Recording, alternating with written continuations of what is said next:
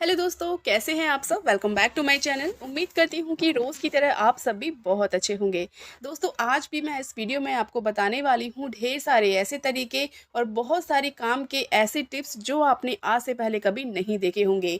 इन tips को देखने के बाद आपके घर के सारे काम हो जाएंगे बिल्कुल आधे और ढेर सारी बचत भी होगी और काम करने का तरीका भी आसान हो जाएगा। तो चलिए बिना देरी के वीडियो देखना शुरू करते हैं। हमेशा की तरह वीडियो पसंद आए तो रोज़ की तरह एक लाइक ज़रूर करिएगा, दोस्तों के साथ ज़रूर शेयर करें और चैनल पर पहली बार आए हैं तो सब्सक्राइब किए बिना मत जाइएगा।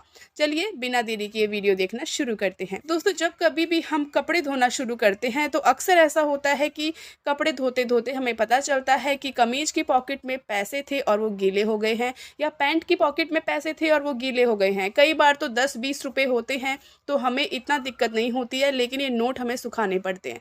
लेकिन कई बार जब बड़े नोट होते हैं ना, 2000 का नोट हो या 500 का नोट होता है और वो गीले हो जाते हैं तो बड़ी समस्या हो जाती है। उस टाइम पे हम उन्हें बड़ा संभाल के रखते हैं और अच्छे से सुखाते हैं और टाइम बहुत ज़्यादा लगता है। ये नोट इतने ज़्यादा गीले हो जाते हैं कई बार कि इनके फटने का चांसेस सबसे ज़्यादा रहता है कि अगर थोड़ा सा भी हाथ इधर उधर गया तो ये नोट पूरी तरीके से फट जाएंगे। तो अगर आपके साथ भी कभी ऐसा होता है तो आपको एक काम करना है, किचन में जाइए, फटाफट से गैस ऑन करिए, उसके ऊपर तवा रख दीजिए। कुछ सेकंड के लिए, सिर्फ कुछ सेकंड के लिए आपको तवे को गर्म करना है, बहुत ज़्यादा नहीं, इस बात का ध्यान रखिएगा। उसके ऊपर डाल दीजिए थोड़े से चावल और जो गीले नोट हैं आपके उसके ऊपर रख दीजिए।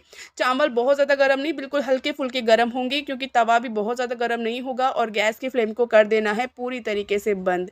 उसके बाद आप देखेंगे जिन नोटों को सूखने में आपका आधा घंटा लगता है, पौना घंटा लगता है, उन्हीं नोटों को सूखने में सिर्फ कुछ ही मिनट लगेंगे और आपके नोट पूरी तरीके से अच्छे से सूख जाएंगे। मतलब पता ही नहीं लगेगा आपको कि नोट कभी गीले भी हुए थे या नहीं। कुछ ही मिनटों के अंदर आपके नोट पूरी तरीके से सूख जाएंगे। बहुत ही ज़्यादा कम टाइम लगेगा, क्योंकि जो हमारे चावल होते हैं ना, वो किसी भी तरीके के मॉइस्चर को, नमी को बहुत जल्दी अपने में ऑब्जॉर्व करते हैं। और चावलों को हमने गर्म इसीलिए किया है ताकि हमारे नोट फटाफट से कुछ ही मिनटों में सूख जाएं। उम्मीद करती हूँ कि ट्रिक आपको अच्छी लगी होगी।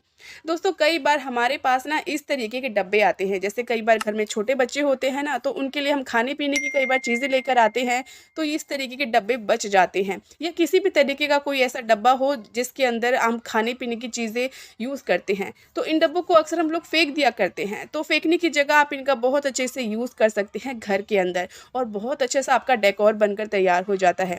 तो मेरे पास यहाँ पर कुछ पॉलीथीन है, इनको मैं एक बार अच्छे से स्ट्रेट कर लेती हूँ और बिल्कुल बढ़िया तरीके से इनको इस तरीके से एक के ऊपर एक रख लेती हूँ। दिखने में बेहद खूबसूरत लगेगा आपको ये डेकोर। साथ ही साथ मैंने एक गत्ते का टुकड़ा ले लिया है। कोई भी आपके पास ऐसे थोड़ा मोटा सा कोई टुकड़ा हो ना, गत्ते का या फिर किसी डब्बे का, तो आप उसको काट लीजिए और इनके बीच में इस तरीके से रख लीजिए और पन्नियों को इस तरीके से फोल्ड कर दीजिए। ध्यान रखिएगा सारी पन्नियाँ एक के ऊपर एक हैं। अब इन सारी पन्नियों को आपको रखना है इस डब्बे के अंदर। अच्छे से इसके अंदर चली जाएंगी सारी पन्नियाँ, बस ध्यान रखिएगा इनको अच्छे से फोल्ड करके रख दीजिएगा। पन्नियों को आपस में दबाना बिल्कुल नहीं है। फिर लगा देंगे हम इसके ऊपर से एक टेप। अब आप सोच रहे होंगे कि हमने ये क्या बनाया है, ये क्या चीज़ है। आप देखेंगे ना तो आप बिल्कुल खुश हो जाएंगे।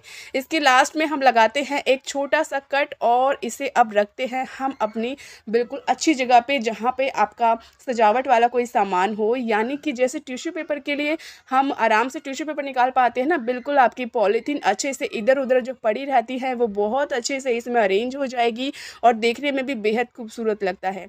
आप चाहे तो इस डब्बे को अच्छे से डेकोर कर सकते हैं किसी भी प्लास्टिक शीट से या किसी भी अच्छे कागज़ से, तो दिखने में तो खूबसूरत लगेगा ही। साथ ही साथ पन्नियों के अलावा आप इसके अंदर टिश्यू पेपर्स भी रख सकते हैं। चलिए बढ़ते हैं अगली ट्रिक की तरफ। दोस्तों, अक्सर ऐसा होता है कि जब कभी भी हम रोटियां बेलते हैं ना, तो ये जो बेलन हमारा होता है, रोटियां बेलते वक्त बहुत ज़्यादा रोटियों पे चिपकता है। और अगर कोई नया अगर रोटियां बनाने सीख रहा हो, बिगिनर हो ना, तो उसको तो बड़ी प्रॉब्लम होती है, क्योंकि एक तो रोटी बनाना ठीक से आता नहीं और दूसरी तरफ ये बेलन बार बार रोटियों पे चिपक जाता है। तो इसके लिए एक छोटी सी ट्रिक है जो आपके बेहद काम आएगी, खासतौर से उनको जो अभी शुरुआत में रोटियां बनाना सीख रहे हैं। तो आपको करना ये है कि गैस की फ्लेम को ऑन कर देना है। गैस की फ्लेम के ऊपर बेलन को थोड़ा सा आप अलट पलट कर सेक लीजिए, क्योंकि होता ये है कि आटे के अंदर नमी होती है और हमारा हल्का फुल्का बेलन भी जो है नमी की चपेट में आ जाता है, क्योंकि हम इस पर रोटियां बेलते हैं।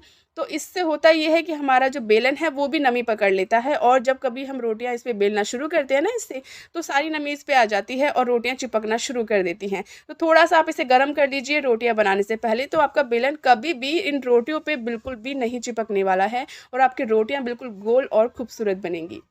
दोस्तों ऐसा अक्सर होता है कि रात को जब हम रोटियां बनाते हैं तो सुबह के लिए कोई ना कोई रोटी हमारी बच जाती है। कई बार तो 1-2 रोटी बच जाती हैं या फिर कई बार बहुत ज़्यादा रोटियां बच जाती हैं। ऐसे में होता ये है कि जैसे आजकल गर्मियों के दिन हैं तो रोटियों में से स्मेल भी आती है और रोटियां बहुत ज़्यादा कड़क हो जाती हैं, जिससे ना कई बार हम खाना पसंद भी नहीं करते हैं। उसके लिए कई बार हम गैस पे गरम भी करते हैं, लेकिन फिर भी रोटियों में वो कड़कपन रहता ही है, बिल्कुल फ्रेश रोटी जैसा नहीं लगता है। तो इसके लिए एक छोटी सी टिप है, आप किसी भी टिफ़िन के अंदर खास तौर पे ध्यान रखिएगा, टिफ़िन प्लास्टिक का बिल्कुल नहीं होना चाहिए। हम यहाँ पर गरम करेंगे थोड़ा-सा पानी, तो मैंने कुकर में थोड़ा-सा तेज़ गरम पानी किया है, गैस की फ्लेम को बिल्कुल बंद रखा है, गैस की फ्लेम आपको ऑफ ही रखनी है। उसके बाद इस टिफ़िन को डाल दीजिए इस कुकर के अंदर और आप 10 मिनट के लिए 15 मिनट के लिए उस टिफ़िन को वैसे ही छोड़ दीजिए, ढक्कन लगा दीजिए। इसमें सीटी नहीं लगानी है, ध्यान रखिएगा, गैस की फ्लेम को बंद ही रखना है। 15 मिनट बाद आप देखेंगे कि आपकी जो रोटियां हैं वो बिल्कुल जो कड़क थी और स्मेल कर रही थी वो बिल्कुल सॉफ्ट हो जाएंगी। आपको यकीन नहीं होगा, आप इस चीज़ को सच में ट्राई करके देखिएगा, ये आपको बेहद पसंद आएगा। मैंने यहाँ पर टिफ़िन को निकाल लिया है, अब आपको मैं खोल कर दिखाती हूँ कि जो रोटियाँ कड़क थी ना वो अब इतनी ज़्यादा सॉफ्ट हो गई हैं, क्योंकि कुकर के अंदर हमने जो गर्म पानी रखा था उसमें जो स्टीम थी उसकी मदद से हमारी रोटियां जो कड़क थी वो बिल्कुल सॉफ्ट हो गई है। और साथ ही साथ इसमें जो स्मेल आती है अक्सर रोटियों में गर्मियों के दिनों में, तो वो स्मेल भी काफ़ी हद तक कम हो गई है। आप इस ट्रिक को यूज़ करके ज़रूर देखिएगा, आपको बेहद पसंद आएगी। चलिए बढ़ते हैं अगली ट्रिक की तरफ। दोस्तों हरी मटर की सब्जी खाना तो हम सबको बेहद पसंद है, लेकिन जब ये छिलके हमारे हरी मटर से अलग हो जाते हैं तो हम सब इनको या तो फेंक देते हैं या फिर गाय को दे देते हैं। इसके अलावा शायद कुछ ही लोग होंगे जो इसका यूज़ करते होंगे। अगर आप भी इन्हीं को फेंक देते हैं, ऐसे ही मटर यूज़ करने के बाद छिलके वेस्ट हो जाते हैं, तो आपको ये वीडियो बिल्कुल ध्यान से देखनी चाहिए, ये वीडियो आपके काम की है। दोस्तों एक चीज़ का ध्यान रखिएगा, जब कभी भी आप मटर लेके आते हैं तो छिलकों को वेस्ट समझ के बिल्कुल भी मत फेंकिए, क्योंकि जो मटर के छिलके होते हैं इनमें मौजूद बहुत सारे ऐसे पौष्टिक तत्व होते हैं, जैसे फाइबर, पोटेशियम, विटामिन, कॉपर, बहुत सारी ऐसी प्रॉपर्टीज़ होती हैं जो हमारे आँखों के लिए, हमारे पेट के लिए, हमारे आँखों की रोशनी के लिए बहुत ही ज़्यादा अच्छी होती है। साथ ही साथ दिल की बीमारियों को भी दूर करती है। और इतना ही नहीं, मटर के छिलकों का इस्तेमाल दिमाग भी तेज करने के लिए किया जाता है, जिससे मेमोरी पावर बढ़ती है। तो यानी जो आपकी बेकार हो चुकी मटर है ना, जिसको आप सोचते हैं कि मटर के छिलके बेकार हो चुके हैं, वो भी इतना ज़्यादा फ़ायदेमंद होती है। तो आप चाहें तो इसकी सब्जियाँ बनाकर भी यूज़ कर सकते हैं, इनके ऊपर और नीचे के डंठल को निकाल दीजिए, या फिर इनका पकौड़े बनाकर भी यूज़ कर सकते हैं। अगर ऐसे भी यूज़ नहीं करना चाहते ना, तो इनको वेस्ट तो बिल्कुल मत करिए। आप इसमें 2 कप या 2 ग्लास पानी डाल दीजिए, मटर के अकॉर्डिंग जितने छिलके हैं उसके हिसाब से। तो मैंने यहाँ पर 2 ग्लास पानी डाल दिया है। उसके बाद कुछ घंटों बाद आप क्या करेंगे, जितना भी ये पानी है मटर से अलग कर लेंगे और इसको डाल देंगे पौधों के अंदर, जिससे कि एक नेचुरल खाद की तरह ये पानी काम करेगा और आपके पौधे बहुत जल्दी से नेचुरली ग्रो करने लगेंगे। आप इस ट्रिक को ज़रूर से फॉलो कीजिएगा। तो दोस्तों ये काफ़ी सारी ऐसी टिप्स थी जिनका इस्तेमाल अगर आप करते हैं तो आपकी लाइफ तो बेहद आसान होती ही है, साथ ही साथ आपके काम भी आसान हो जाते हैं। तो उम्मीद करती हूँ कि हमेशा की तरह आपको ये सारी टिप्स पसंद आई होगी। वीडियो अच्छी लगी हो तो रोज़ की तरह वीडियो को एक लाइक ज़रूर करिएगा। चैनल पर पहली बार आए हैं तो सब्सक्राइब करना बिल्कुल मत भूलिएगा।